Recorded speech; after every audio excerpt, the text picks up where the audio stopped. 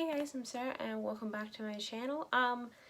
Today I'm kind of introducing a new segment of my channel that I've decided to do that I've really wanted to do for a while now since if you haven't noticed from like my shelves or some of the books I've might have been mentioned like in my Christmas book recommendation and so on, I read a lot of self-published or independently published books. That is the other term for it, which is then we shorten it to indie published books. Primarily that's how I want to publish my books. It's where a person publishes their own book without a traditional publishing house like say Zondervan or HarperCollins or something like that. Indie published means that an author has printed the book themselves, they put up all the costs themselves, and yeah, they're just doing it by themselves, for themselves and their readers.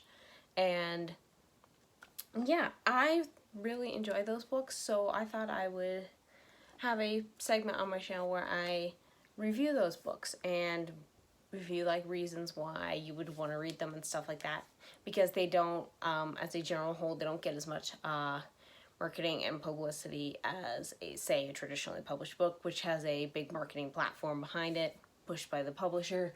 Indie has to do it all themselves, so any word out that readers and fans of their books can get to them is most appreciated and really helpful for them. So I thought I would do that today. For this particular review for today, I've decided to kind of try a idea I got from my friend Laura's channel. She's at Laura A. Grace. If you really like manga or want to know more and some other indie books that she previously reviewed before she went primarily with manga, I would highly recommend checking out her channel. I got this idea from her for some of the ways she used to review books when she first started, which was like she would list like 5 or 6 or 7 reasons why you should read this book. So I've decided to try that for my first series, indie series that I'm reviewing here, and that series is King Arthur and Her Knights by K.M. Shea. This is a retelling of King Arthur lore where the main protagonist, Britt Arthurs, she is a modern-day American who is vacationing in England with her friends when she touches a replica of the Sword in the Stone and gets yanked back in time to medieval times and Camelot. And where a Merlin, a young Merlin who is like, he's around like her age, I think, he tells her that the real Arthur has run off and now he has put a spell on the sword to pick a new king, and it has chosen her. So she must now pretend to be Arthur, the real Arthur, and rule Camelot. Basically, it is a 7-book series that has 6 novellas and 1 novel. This is the last novel. Endings is the last one. Apologies for the post-it notes. I'm covering up the library stickers. And I don't have the first omnibus of the first 3.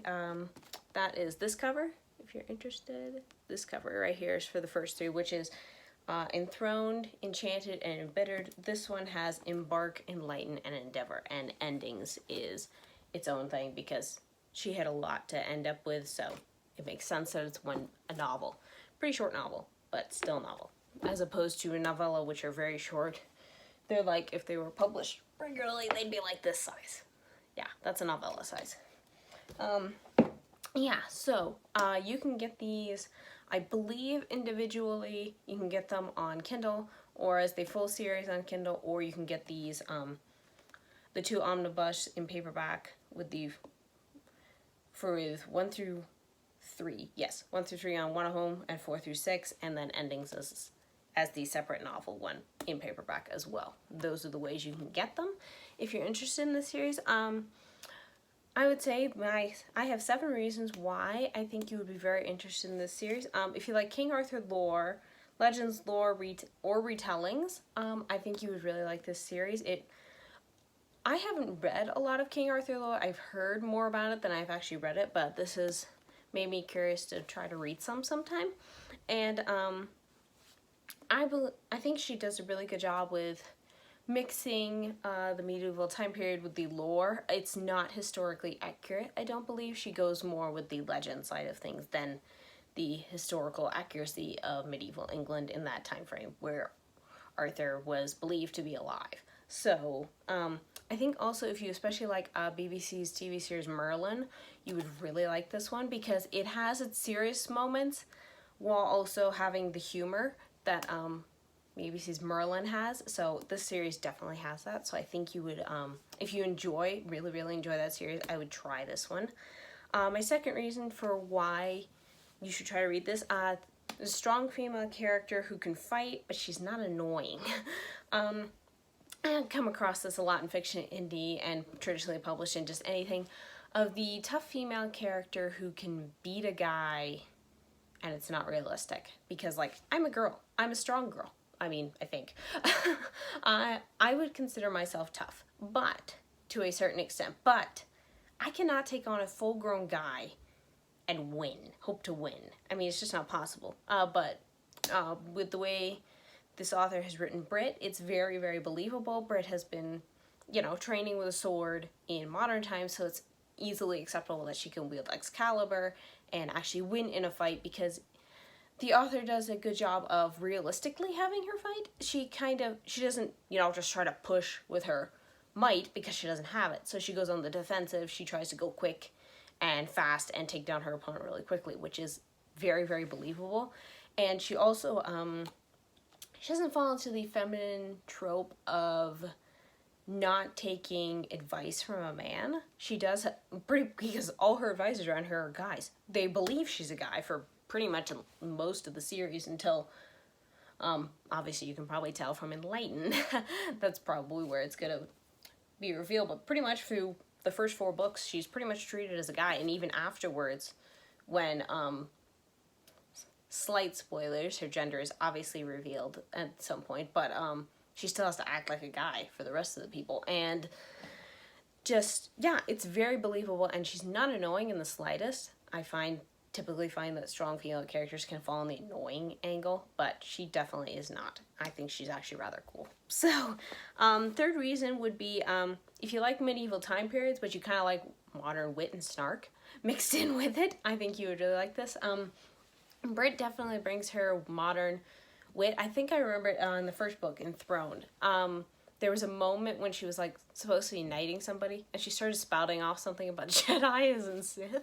And it was really funny, and the knights around her were just kind of like, huh, what is our king talking about? And she was just like, never mind.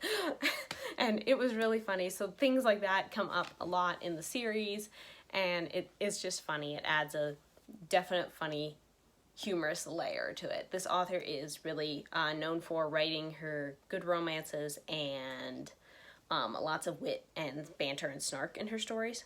This is the first series under her regular name. She has a pen name too. I've read one of her books under her pen name, but this is the first series as K.M. Shea that I've read of hers. So, also, I would say, to ride off on the romance angle that I mentioned, my next reason is there is a romance in this story, but it's very, very slow burn and very much in the background. So if you don't like full-fledged, in-your-face romance stories, this would be a great one, because it's pretty much in the background. I would say the romance doesn't...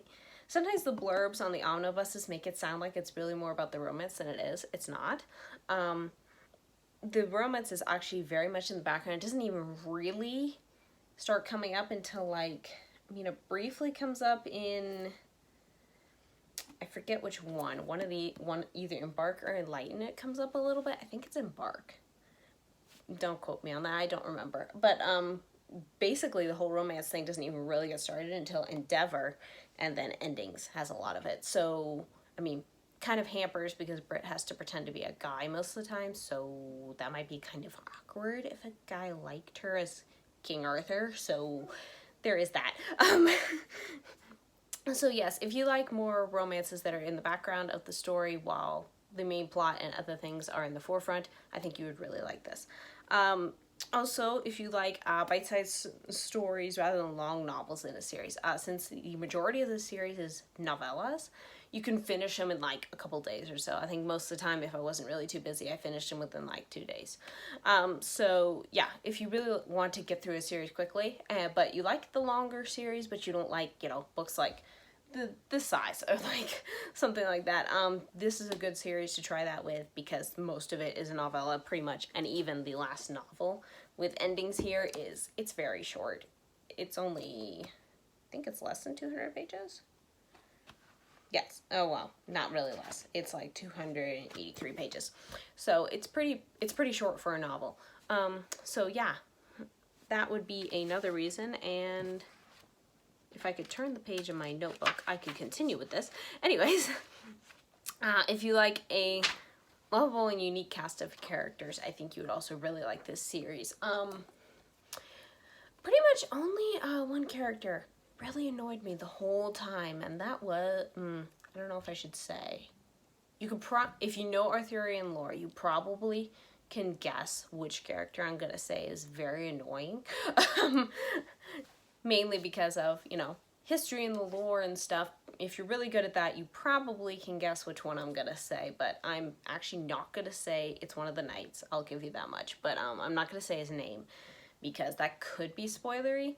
But yes, pretty much the rest of the characters, I like the twists that the author did on a lot of them, like Guinevere and Mordred and Morgan, which I believe is in the place of Morgana. So yes, I liked a lot of the twists that she did, or even on Merlin. Merlin is a very nice character. I really ended up liking him. I wasn't sure about him in the beginning, but I really ended up really liking him towards the end, especially when in a couple of the last couple of books, the author gave him a slight point of view.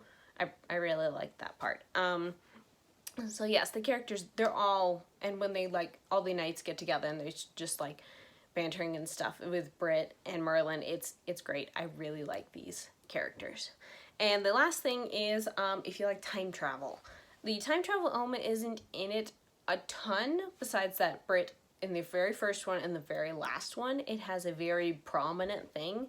I mean, throughout, Brit is dealing with the fact that, yes, she is from modern times, she is now back in medieval times, she's left family behind, she's left friends behind, and she has to kind of gain a whole new family in this way. And I would also say if you like found family, this would probably work too, because it kind of falls in that trope.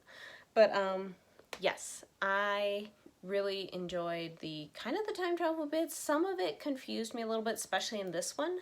The last book, it comes up really more, and some of the things at the very end they were explaining with it, it was kind of like, I don't quite get how it worked. I might get more of it if I read it again, but yeah, I didn't fully get everything. But time travel sometimes kind of just like what to my head. So yes, but I really enjoyed the series, and I believe a lot of other people would too. It's a very quick series, it's very short, and I mean, it has short books. It's long in a sense that it's 7 books, but they're very short books, and I really enjoyed them. I'm really glad actually that I think I picked these up because, why did I pick these up as opposed to some of the other ones? Oh, because my family and I started watching BBC's Merlin recently. I think last month we started watching it, and I'd never seen it before, and I was very interested in King Arthur lore at the time, and I wanted to read these books for a while. So I just decided to pick them up this year, and I'm really glad I did. They're really good, and I'm looking forward to trying more of this author's work. So that's it for me from today. Oops, books are falling. Books are always falling. Stop falling. Okay. They're not falling anymore. Anyways, thanks so much for watching. Let me know down below in the comments, have you read this series? Have you read any other books by this author? Does it sound interesting? And do you know anything about King Arthur lore?